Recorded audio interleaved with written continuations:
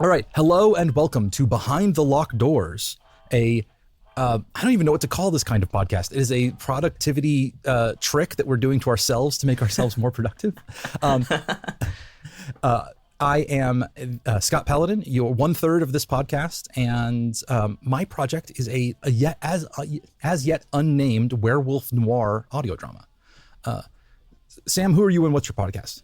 I'm Sam Stark, and I'm currently, among other things, working on a podcast called S1E1, and it is a spin-off of the Unspeakable Distance podcast. Awesome. And Jack? Hi, I'm Jack. I'm also working on As and West because I'm As and Sam is West. So we're making that together because Unspeakable Distance was a great project, and we were like, you know what? I think there's more juice in this to be had, so we're squeezing some more juice out of it. So much juice. So much. Sorry, it's just a hilarious image. So wringing those boys out like wet paper towels. So to further explain what this feed that y'all are listening to right now is, we have all been talking about these projects for several months, and it is so easy when there isn't a driving force behind a creative project for it to get pushed to the back burner, and for things that have, due dates and timetables to get done when the thing that you want to work on doesn't get done because it can get done later, right? And so we have created this little space, which is basically just a conference call that we're going to do every 2 weeks to talk about our projects and check in where we are on them, what progress has been made. Technically I run the network, but I'm not like setting due dates for these people. They can manage themselves, but it's mostly about like having a little bit of accountability of, oh, this is what I got done this week, and as well a creative space where the three of us can talk about these projects with other people who will maybe bounce ideas and cheerlead us a little bit, and maybe spurn a little bit of healthy competition. That's something I know I need. So we're going to talk this particular episode because we're just establishing things here. We're just going to talk about what the projects are, and so that you, the listener, have an idea of what's going on and what we're talking about. I will warn you, if you're listening to this feed, then you have explicitly opted into all spoilers.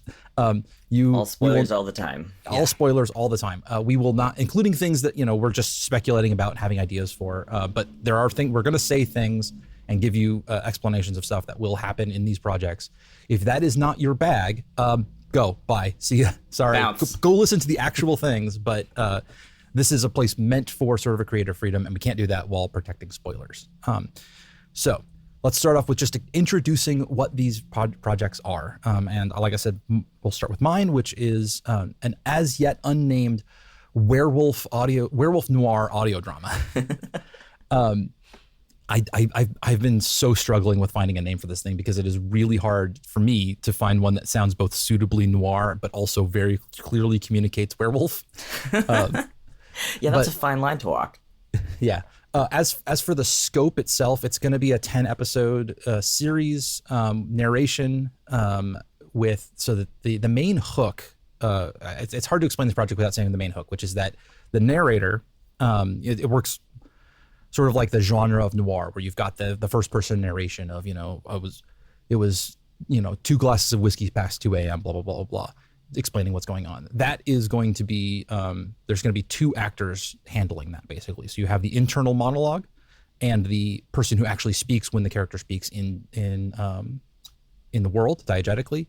And then when the werewolf comes out, those voice actors switch. So, oh my God, That's fucking awesome. Oh, can you swear? Sorry. We hadn't heard this. Absolutely. This is all new information, listeners, for me and Sam as well. So that's the main idea. So the idea is that the whoever is the internal voice becomes the external voice when the werewolf comes out. For practicality reasons, that makes the most sense for me to be the internal narrator, because that means I don't have to pay myself. I can do all of that extra work myself. And because of my voice type and the sort of narrative quality of a werewolf, I'm like, that means that it would be so cool if the other person is not a man, either non-binary or feminine or something like that. That would that creates a bunch of interesting gender implications. So that's kind of where my head is at. We're doing gender, baby. Yeah. And I mean, like, you can't do a werewolf story without like talking about like gender and masculinity and animal nature and all that stuff. And there's a whole bunch of fun things that come along with that. And then where I'm at in the project right now is that I've got about 500 words of episode 1 written, which I might have to throw out. Although I read it just the other day and I was like, holy crap. Past Scott was off the hook. There's some lines in there that are totally like when you write genre fiction, you can sometimes just go completely balls to the wall with the dialogue, and it fucking works. Well, great. Okay, so what is y'all's project? In more detail. So As in West is a spinoff. As in West were both characters in the podcast Unspeakable Distance, and basically what happened was in West's so in West's storyline, his whole thing was he was kind of like a DJ in space, or he had like a podcast in space, and there was basically a space janitor on a ship that was listening, and he started sending in messages. That guy's name is Simmons, and he is played by our wonderful friend Mike, who really just brings so much depth and so much character to everything he plays. And so of course literally everyone in existence who listened to the show fell in love with this fucking character Simmons, including West, of course. And who could blame him? And who as one does. Right? So bad things happened to Simmons off way far away where nobody can reach him, because hence the title of the podcast. And so West is like, holy shit, I gotta save him, because the big bad corporation behind everything is kind of just like, yeah, let's leave him out there, let's see what happens, bioweapon, blah blah blah. It's always to summarize that all. Expendable assets, blah blah right blah. Yeah. So one of the main kind of fun things, one of the themes of Unspeakable Distances, there's all these different people kind of just sending messages out into the void, and Az is one of those people. And I thought it was very hilarious, Jack, that Az wasn't getting any other messages. He was just, oh my god, yeah, he's only sending getting out messages.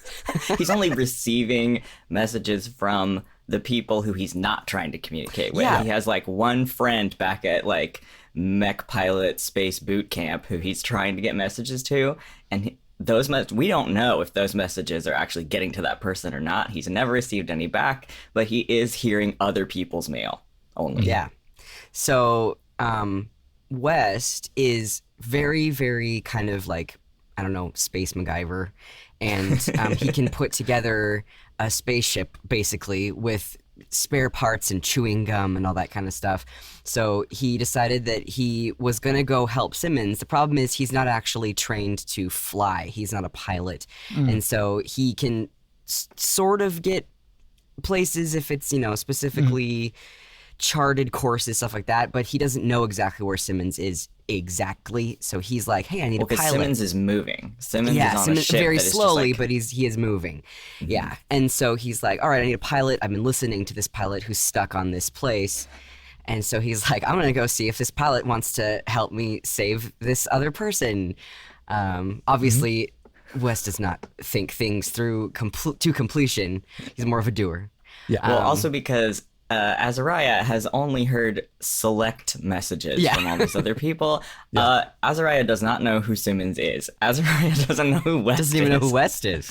But totally the kind of person who, like, when somebody shows up and says, we're going to go save some random person, they're like, yeah, let's do it. All right. Yeah. Okay, I guess. Yep. It's better than sitting here on my butt on this asteroid I hate. Exactly. And that's kind of the main driving force of why West decided to go pick up Az, is because all of Az's messages were like, hey, I'm stuck here. So, and but I hate it here. Yeah, and he hates it. But I did make a point when I was writing my part of that episode to the whole thing where he brings the part to fix the transporter. Yeah. So if Azariah didn't want to go with him, he can leave. He can had just an go out. wherever He could have gone back to Space Boot Camp. Yeah, and I'm pretty sure I'm going to use that in some of the writing. Like, if Az ever is like, "Oh my God, why did I come with you?" He could be like, "I gave you an out." Yeah. Yeah, but that's basically it.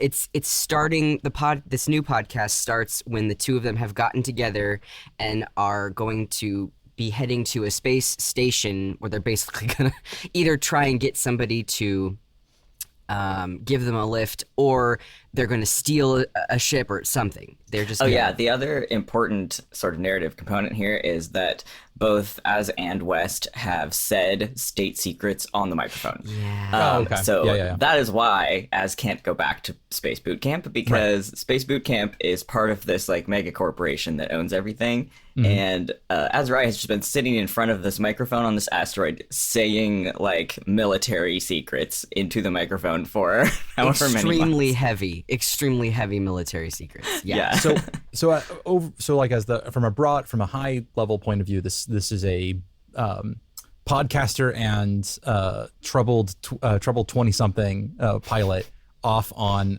space adventures to go save their friend. This is a road trip story, basically. Road trip. Yeah. We were calling it Trans Buddy Cop for a while. Trans Buddy Cop's good. So do you have you scoped out like what you think the total season's going to be, or is it just sort of we're going to write until we're happy, or? What I have in my we did talk about it a little bit, but because I'm having so many issues with starting it, and that sounds terrible, but what I mean is I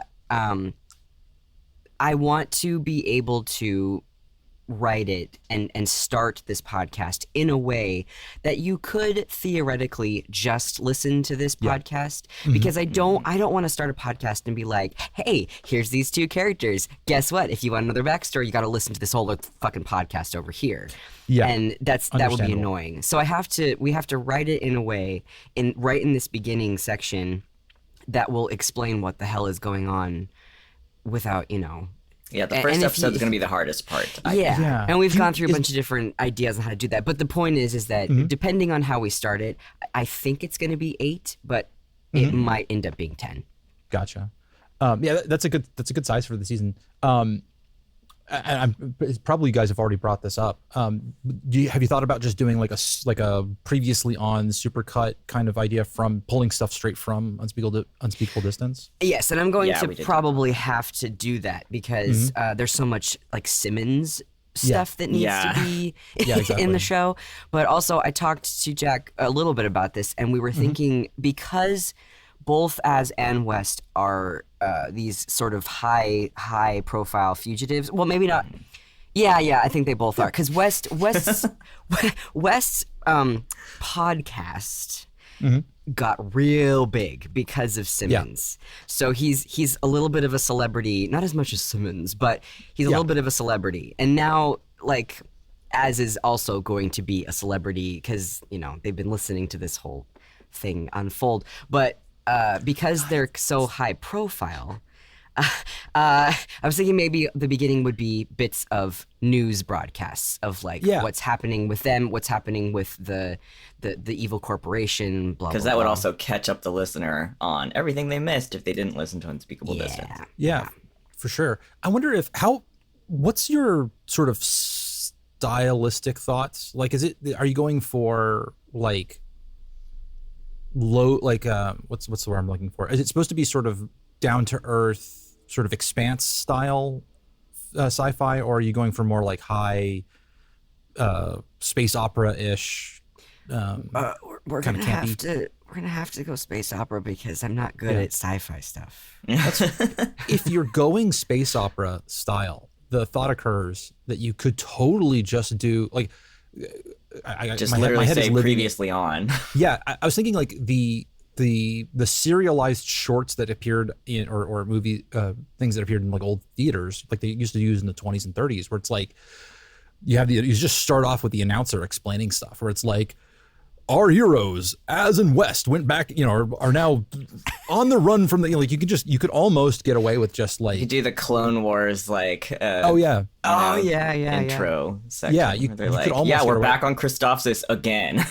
Yeah, if you're if you just did that, that almost leans into the idea of like, because I love pieces of fiction that have like an established world, but that they never show you what it is. Like they just kind of start in the middle, and they're like the characters are constantly referencing stuff that didn't ever happen. Like I'm thinking of Buckaroo Banzai, where they set out to write the movie as if it was like the 9th in a long running series, and then they just started at episode 9. So like there's all this like history and stuff that's layered in. They just never properly explain. You might be able to get away with something like that too. Yeah, probably.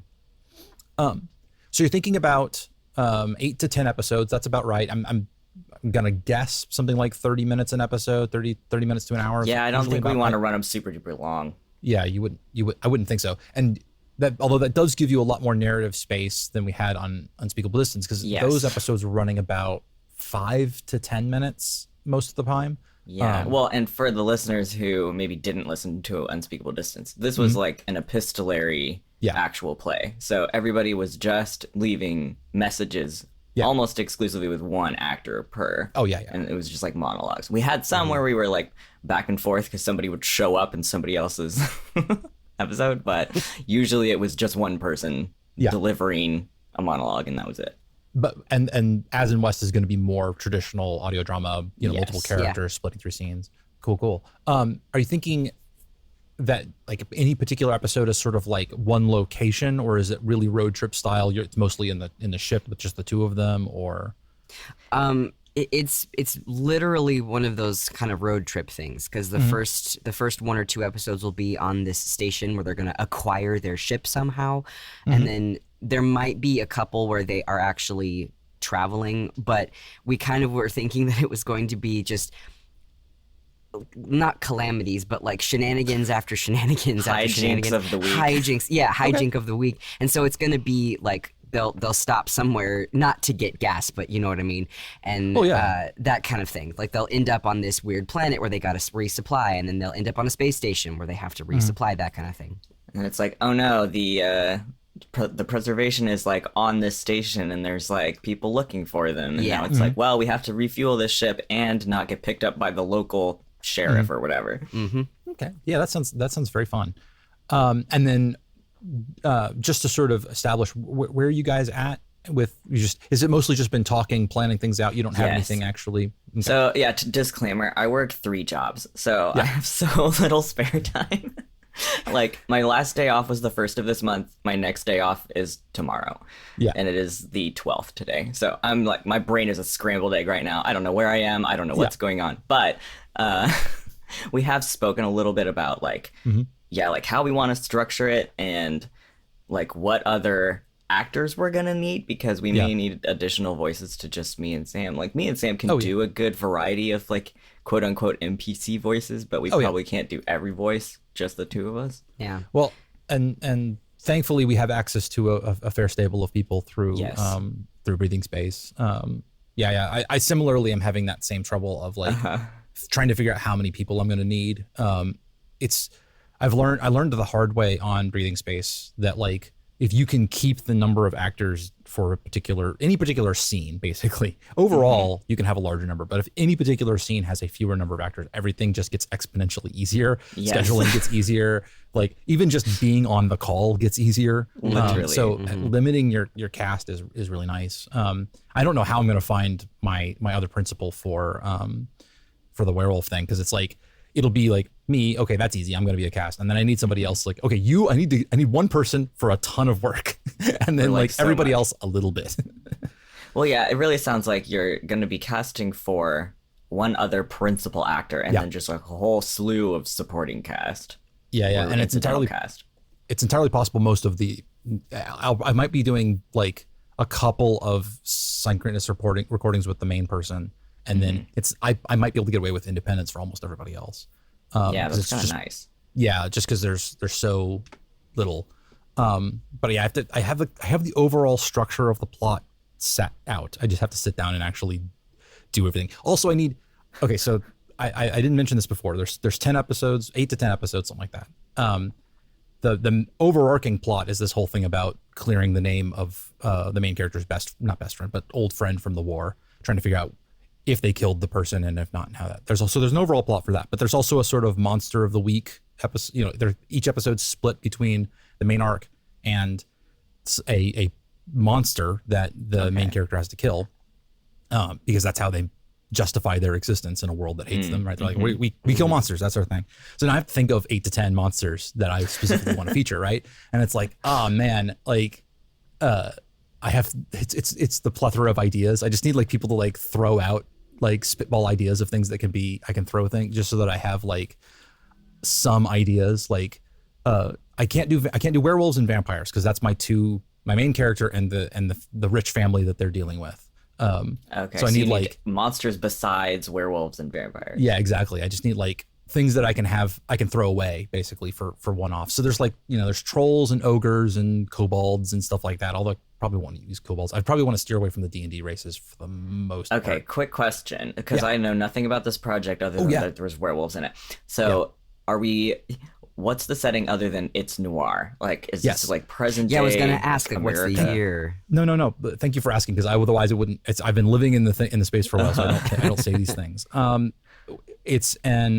It's basically fantasy 30s and 40s, or sort of 20s, 30s, 40s era. So delicious. Yeah, the idea is that it's an alternate reality where, like for example, monsters exist, and also like the U.S. is still part of the Commonwealth. So like they were introduced into World War I early, and then because monsters were real, they're like, what if we tried to solve trench warfare by making a bunch of people werewolves? And then that made the war longer and worse because nothing solves anything.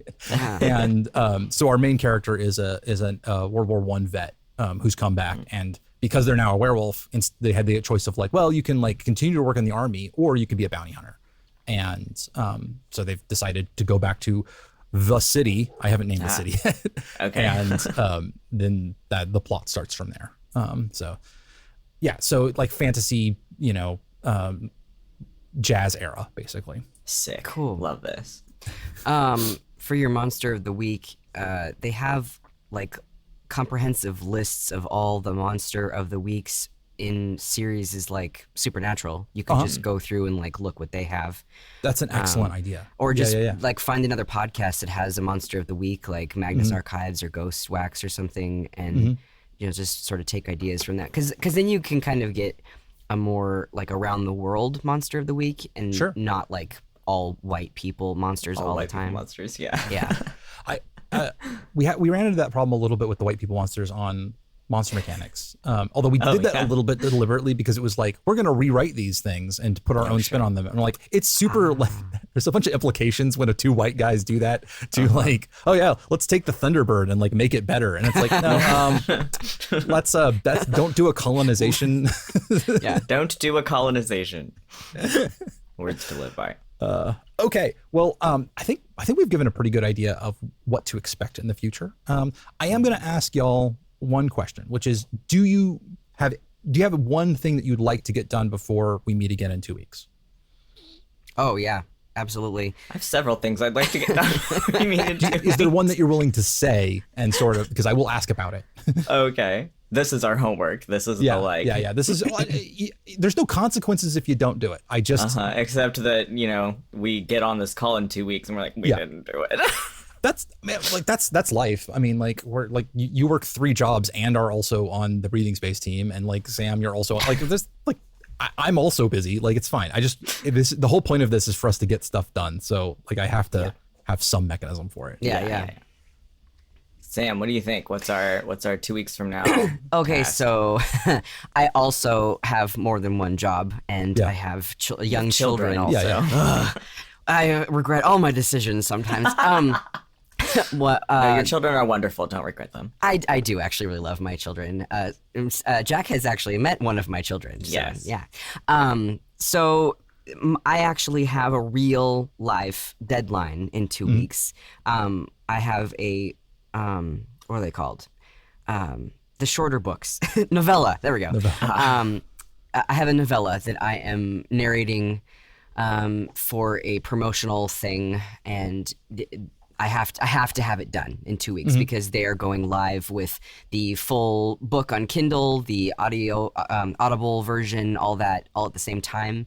And so I have to have it all done and edited and ready for them before their launch. And so I have a very hard deadline of 2 weeks from now. So if I come onto the show and I have not done my thing that I'm trying to do, that is really bad. As to specifically As in West, I would really like to nail down what we're doing for this first episode. Yeah, I would be happy if we came back 2 weeks from now and we're like, we know what the first episode is. Yeah. Or at least like have a more solid idea than we do now of what the first episode is. And again, we have discussed it a little bit, but if we could kind of lock it in, I would be happy with that. That's a completely reasonable thing, especially if you're, just you have to start somewhere, and that's start. Includes just start. Full stop. Start. Gotta start. For myself, I need to have at least a couple of monsters for the Monster of Week. Okay, so if you want a monster resource that is a human person who you can ask questions to, I have seen all of the 15 or however many seasons of Supernatural, which I don't know what that says about me, but I mean, I have too, dude. It's totally fine. Okay, sick. I'm in good company. So yeah, you can just say, hey, what were your dopest, sickest monsters from Supernatural, and we can just sit here and tell you. The dopest, sickest one. And I might, but if I haven't, how about this? If I haven't got to start on it by next week, I'm gonna be that may be just the next episode is you guys talking to me about. Maybe we just talk about monsters for an hour. Heck dude. But I mean, like I've got resources. The thing I need to do is just like sit down and do it. I can open the encyclopedia of things that never were and just look at the pictures and be like, oh yeah, fucking giants. Let's do it. Shit. But you need a short list. Yeah, but I just need to have a thing that. Because right now I'm in that big nebulous space of like I've thought about it, but I haven't like looked at something that gives me ideas. So I just need to sit down and do that. And if I have a few of those ready to go, then I can start writing after that because I'll know where to take. Because like I said, each episode has to intertwine a bigger plot that I know the structure of with these things, so I can actually start piecing together episodes of that. So that's my thing. I'm gonna have at least a couple of monsters. Okay, how much do you want those monsters to like have something to do with the overarching plot, or is it literally just I need to fight a monster this week? Here's a random That's a really good question. In an ideal world, they are, at the end, by episode 10, you're like, oh, this whole thing's connected, and like all of the. But that I haven't nailed down exactly how that connection could happen yet. Okay. It could just be thematic, but it would love it if it was some sort of actual, the evil rich people that the main characters. Investigating turns out that they're behind everything the whole way. I don't know. Well, I'll have a better idea once I have some actual idea of what those things are. Because I'm also not sure when I say monsters, it's like these people monsters or are these monsters? Yeah. That's a big question. Okay, so that's your homework. 2 weeks from now, you tell us if we're people monsters or monsters. Yeah. And I'll just have to start figuring that one out. So, all right, cool. Okay. Well, that is our first episode. We will catch y'all in 2 weeks. Hopefully, we'll have made some sort of progress. We'll have done something probably. We'll have done many things. Whether or not they were on these projects, I don't know. But all right, bye-bye. Thanks, bye. Bye.